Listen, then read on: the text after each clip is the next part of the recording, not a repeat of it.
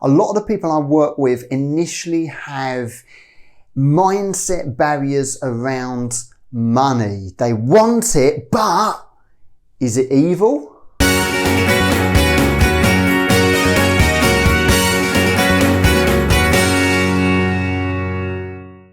So let's explore this concept. Is money evil? Have you heard of that?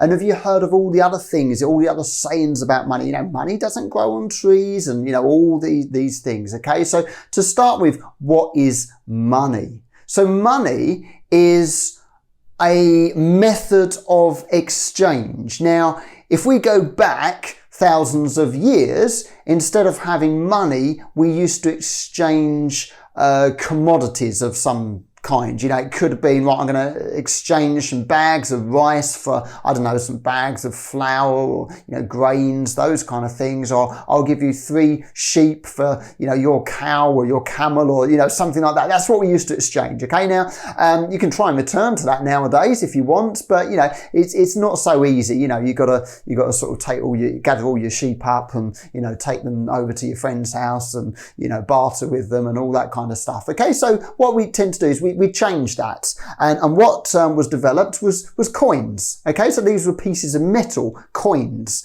So for quite a long time we had, you know, gold coins and silver coins and you know, copper, etc. And we use coins as a source of money, and again as a source of exchange. We created this thing called currency. Okay, so this coin is kind of worth that much. You know, you're selling this item, I'm going to give you these coins. Okay, and again, it's just an exchange. And then we went from coins, we went to paper. We started having paper notes, okay? Pounds, dollars, euros, you know, whatever currency you've got, you know, we moved to paper.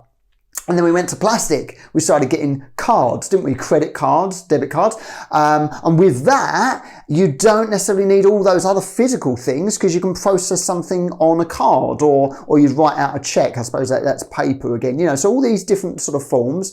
And then from then we've even got, you know, online. So now it's gone digital. It's just, you know, online. Yes, we still have our cards, but now we can do transactions online. So I can exchange from my bank account some money into your bank account. So it's now kind of digital. Then there isn't even anything physical to do with it. And then of course we've got cryptocurrencies, and whenever you're watching this video, whatever has come out since I've actually recorded this video. So all of these are methods of exchange. So money in itself can't be evil. That's neutral. Religion might have taught you money is evil, and what was said in the Bible, for example, the Christian Bible, it gets misinterpreted. I'm not going to go into all of that, but you know, the love of money is evil and all that. It is misinterpreted. It's you know, it's not how we sort of think it. So money in itself is neutral. It's a method of exchange. Now, are there some people who have made money from bad things or evil things, what we would call as being evil? Yes. Are there some people that have made money from doing good things? Yes. Are there people who we would see as being bad people who are rich and wealthy? Yes. But are there also other people who are rich and wealthy as we see as being really good people? Yes. So there we go. It's not the money, it's the person behind the money. And it's the thoughts you have behind that money, okay? So here's the thing. Money is a process of giving and receiving. So if I deliver a service for my clients, for my customers, I'm giving that service, and therefore they're receiving that service. In exchange, in fair exchange, they're going to give me something, which is often the form of money. They will give me some money, and I will receive that money. And as long as we're all happy and there's a fair exchange and they're getting what they want and I'm getting what I want, there's a fair exchange, and there we go. It works. The system works. So if you are still thinking, yeah, money is really bad, you've got some limiting beliefs going on there, okay? And I had to work on a lot of these beliefs myself, still work on a lot of things, you know, I'm constantly working on myself, developing my mindset. But, you know, this is sometimes some of the things that I need to work on. I need to get rid, you know, when I'm working with my clients, sometimes it's getting rid of those negative money beliefs and those limitations and all those those disempowering thoughts surrounding money. Often there's a lot of guilt and shame about money, guilt and shame for not having it, guilt and shame for having it. Okay, so we need to remove all those and get them to look at money in a different way.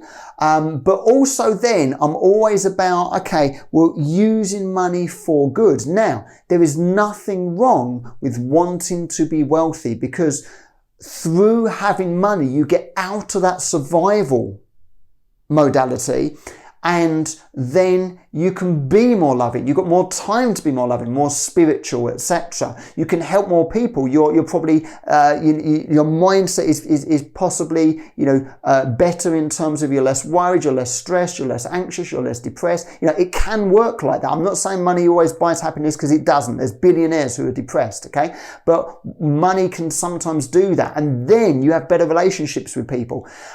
So it's good for you to want money and use money yourself, give yourself, your family a better life. But then, it's important to have a good cause as well. So I have a vision, I have a cause, I want to help people. I want to make them feel better about themselves. I want them to have self-acceptance, and I need money to be able to do that. I want, the more money I make, the more people I can help. That is what I'm about. That is what my cause is about. But does that mean that I'm never going to give any money myself and enjoy my life? No. It's important to have both. Have the cause, but, make sure that you are getting rewarded for it as well. That's the balance again. That's the balance. Okay? Being narcissistic and altruistic. It's the balance between the two. That is the sweet spot. That is what you're aiming for. So, has this helped you? I'd love to get some feedback. Do you have any money beliefs? If you do, happy to work on that with you. Go out there, serve the world, have a great vision, have a great cause, and keep unleashing that inner anthem. Thanks for watching this video. Now, if you enjoyed it, please make sure you subscribe to this channel and like this video. And also, I'd love to hear your comments down below. Now, if you'd like any help with what we've discussed in this video or any other related topic, then feel free to get in contact with me using the details on the screen. And here's another video that you might like to watch now. And until next time, unleash your inner anthem.